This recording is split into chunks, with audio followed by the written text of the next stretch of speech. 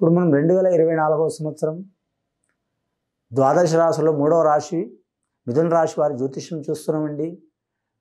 ముఖ్యంగా మాత్రం times of డివైషన్ channel తరపు నుంచి అందరికీ స్వాగతం సుస్వాగతం అండి. ద్వాదశ రాశిలో మిథున రాశి వారి జ్యోతిష్యం భూత భవిష్యత్తు వర్ధమానం ఎలా ఉందో గవ్వల శాస్త్రం 9 గవ్వలు మూడు సార్లు వేసి వాటిని లెక్కబెట్టి లకోట ప్రశ్న శాస్త్రం చింతామణి శాస్త్రం చూస్తున్నామండి. ఎలా ఉందో వారి జ్యోతిష్యం చూద్దామండి.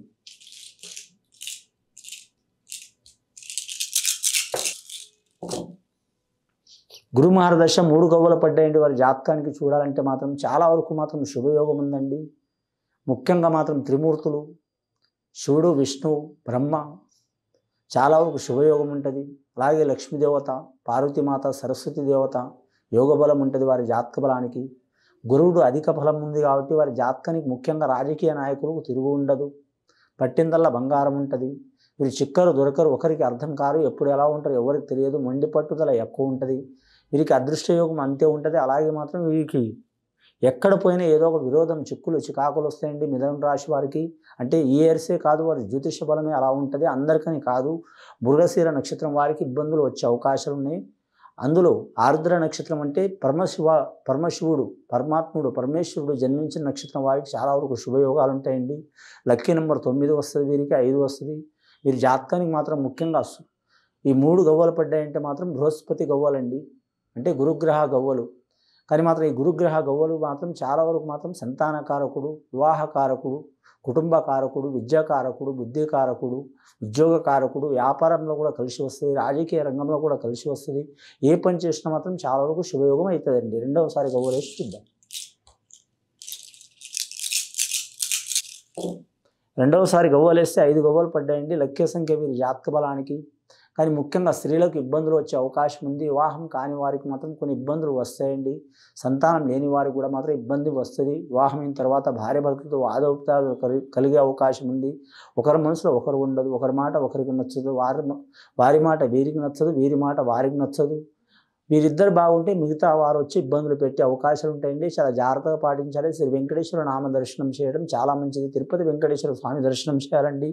రెండవది మాత్రం శివపార్వతుల కలయిక ఏదైనా శివాలయం దర్శనం చేయడం చాలా మంచిది. వీరికి మాత్రం ముఖ్యంగా సోమవారం అలాగే మాత్రం శనివారం నియమం పాటించడం చాలా మంచిదండి. వ్యాపారస్తులు కలిసి వస్తుంది, మోటార్ ఫీల్డ్ వారికి కలిసి వస్తుంది, వైద్య రంగం వారికి కలిసి వస్తుంది, విద్యార్థులకు విద్య విషయంలో కలిసి వస్తుంది. మానసికంగా ఇబ్బందులు పడుతున్న వారికి చిక్కులు చికాకులు పోతాయండి. మూడవసారి గవ్వలేసి చూద్దామండి. ఇప్పటి వరకు అయితే 8 గవ్వలు పడ్డాయండి వీరి పేరు మీద. మూడవసారి గవ్వలేస్తే 6 గవ్వలు పడ్డాయండి. శుక్రమహారదశ చాలా వరకు శుభయోగం ఉందండి వీరి జాతక బలానికి. కానీ మాత్రం వీరి జ్యోతిష బలంలో చూడాలంటే మాత్రం ముఖ్యంగా మొదటిసారి గురు మహారదశ గవ్వలు 3 గవ్వలు, రెండవసారి బుధ మహారదశ 5 గవ్వలు 8 గవ్వలు, మూడవసారి మాత్రం 6 గవ్వలు శుక్ర మహారదశ.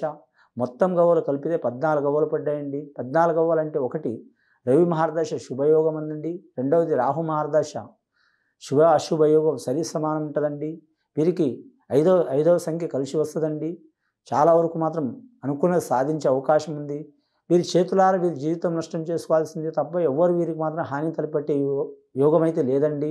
వ్యవసాయ విషయంలో, భూమి విషయంలో, రియల్ ఎస్టేట్ వ్యాపారం విషయంలో ఏమైనా ఆటంకాలు, చిక్కులు చికాకులు ఉన్నా, పోలీస్ స్టేషన్, కోర్టు కచేరీలు, మొండు బకాయిలు ఉన్నా కూడా మాత్రం వాటిని మీరు రాజీ చేసుకోవడం చాలా మంచిదండి. మొండి పట్టుదలతో ఉంటే ఇబ్బందులు పడే అవకాశం ఉంటుందండి.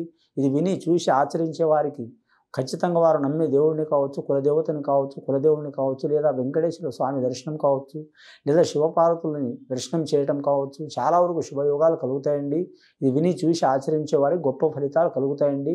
శుభం భూయత్.